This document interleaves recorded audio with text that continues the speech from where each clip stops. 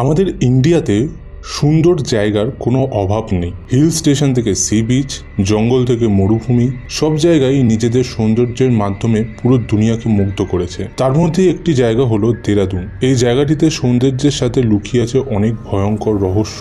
দেরাদুন ডিস্ট্রিক্টে অবস্থিত মসৌরি নামক একটি জায়গায় এমন একটি হোটেল আছে যার চর্চা আজকের থেকে না বরং 100 বছর আগে থেকে চলে আসছে। এই হোটেলে রোমাঞ্চকর ভয়ানক ঘটনার ব্যাপারে শুধু ইন্ডিয়াতেই না অনেক বাইরের কান্ট্রিতেও এর চর্চা হয়ে থাকে। তো কি এই ভয়ঙ্কর মিস্ট্রি যেটা নিয়ে আগদা খ্রিস্টি, রাস্কিং বন্ড নামক ফেমাস ডিটেকটিভ রাইটার্সরাও এই ঘটনা নিয়ে লিখতে বাধ্য হয়েছিলেন। মিস্ট্রিয়াস ঘটনাটা জানতে হলে ভিডিওটা পুরো দেখো। নমস্কার বন্ধুরা, তোমাদের সবাইকে দ্য মার্কসম্যান ইউটিউব চ্যানেলে ওয়েলকাম। আশা করি তোমরা সবাই খুব ভালো আছো। ভিডিওটা শুরু করার আগে তোমরা চ্যানেলটাকে সাবস্ক্রাইব করে দাও আর বেল আইকনটা ক্লিক করে দিও যাতে সব ভিডিওর নোটিফিকেশন তোমাদের কাছে আগে যায়। তো চলো শুরু করা যাক আজকের গল্প। মসৌরি ইন্ডিয়ার এক অন্যতম নাম করা একটি হিল স্টেশন যেটি দেরাদুন ডিস্ট্রিক্টের মধ্যে পড়ে। এই জায়গাটি হিল স্টেশনের সাথে সাথে পুরনো বড় বড় হোটেলের জন্য ফেমাস। এমন একটি হোটেল হলো হোটেল স্যাভয়ে, যেটা খুব পুরনো আর খুবই সুন্দর, যেটা 1902 সালে বানানো হয়েছিল। এই হোটেলটিকে ইংলিশ গথিক আর্কিটেকচার স্টাইলে বানানো হয়েছিল। এই হোটেলটি ব্রিটিশদের দ্বারা গড়ে তোলা একটা বিশাল আলিশান হোটেলের চিহ্ন হিসেবে ধরা হয়। হোটেল স্যাভয়ের সৌন্দর্য তখনকার টাইমে যেমন ছিল এখনকার টাইমেও তেমনই আছে।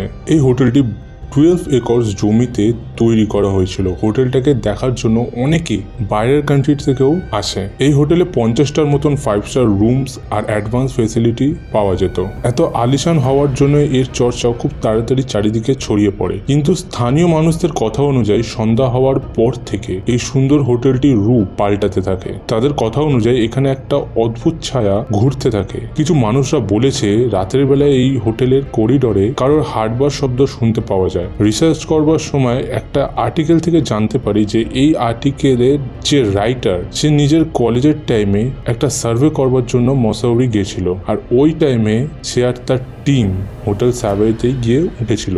একদিন যখন ওই রাইটার স্নান করে এসে আয়নার সামনে দাঁড়িয়ে চুল আঁচড়াতে থাকে, তখনই একটা মহিলার ছায়াকে সেই আয়নাতে দেখতে পায়, আর সেটা ফ্র্যাকশন অফ সেকেন্ডের মতো ছিল। তারপর তারা সেই রাতটুকু ওই হোটেলে কাটায় না, পুরো টিম রাতারাতির মধ্যে সেই হোটেল ছেড়ে দেয়। তো কার এই আত্মা যাকে নিয়ে এত বছর ধরে কথা চলে আসছে, চলো জেনে নিই। 1911 সালে ফ্রান্সিস গার্নেট ওর্মি নামক একজন ব্রিটিশ স্পিরিচুয়ালিস্ট আর তার বন্ধু মাউন্ট স্টিফেন নিজেদের ক্যাম্পেনের টাইমে হোটেল স্যাভয়েতেই ছিল। কিছুদিন ঠিকঠাক চলবার পর এমন একটা ঘটনা ঘটে যার মিস্ট্রি এখনো অবধি কেউ সলভ করতে পারেনি। মাউন্ট স্টিফেনের কাজ শেষ হয়ে গেছিল, তাই সে হোটেল ছেড়ে চলে যায়। তার চলে যাওয়ার ঠিক পরের দিন একটা ওয়েটার ব্রেকফাস্ট নিয়ে যখন গার্নেটের রুমে গিয়ে নক করে, তখন গার্নেট দরজা খোলে না। এরকম অনেকক্ষণ চলতে থাকে। তারপর ওয়েটারটি ম্যানেজারকে কল করে। তারপর গার্নেটের রুমের দরজা যখন খোলা হয়, তখন সবার চোখ মাথায় ওঠার মতো অবস্থা হয়ে যায় রুমের ভেতরের দৃশ্য দেখে।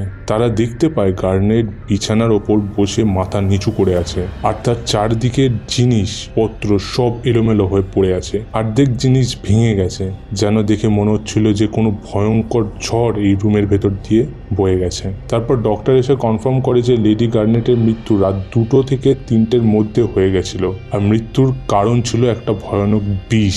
ইনভেস্টিগেশনে জানা যায় যে এই মৃত্যু একটা মার্ডার ছিল, কিন্তু তারা সমস্যাতে পড়ে গেছিল এটা ভেবে যে মার্ডার যে করেছে সে বেরোলো কিভাবে আর ঢুকলোও বা কিভাবে, যেখানে রুমের দরজার ভিতর থেকে বন্ধ।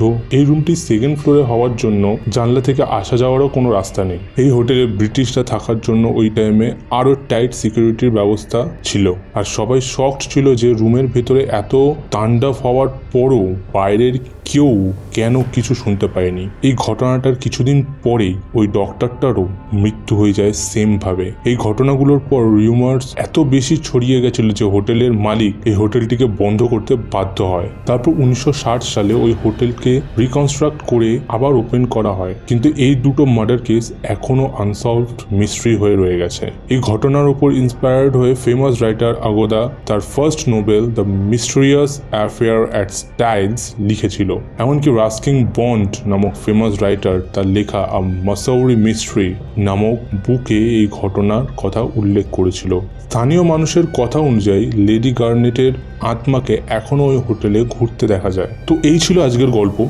তোমাদের কেমন লাগলো অবশ্যই কমেন্ট করে জানাও। তোমাদের সাথেও যদি কোনো ঘটনা ঘটে থাকে তাহলে অবশ্যই আমাদের ফেসবুক বা ইনস্টাগ্রামে লিখে পাঠাতে পারো, অথবা মেলও করতে পারো। ডিসক্রিপশনে লিঙ্ক দেওয়া রইল। তোমরা আর কীরকম গল্প শুনতে চাও সেটাও আমাদের জানাতে পারো। তো আজ এখানেই শেষ করলাম, দেখা হবে আবার নতুন কোনো ভিডিওতে।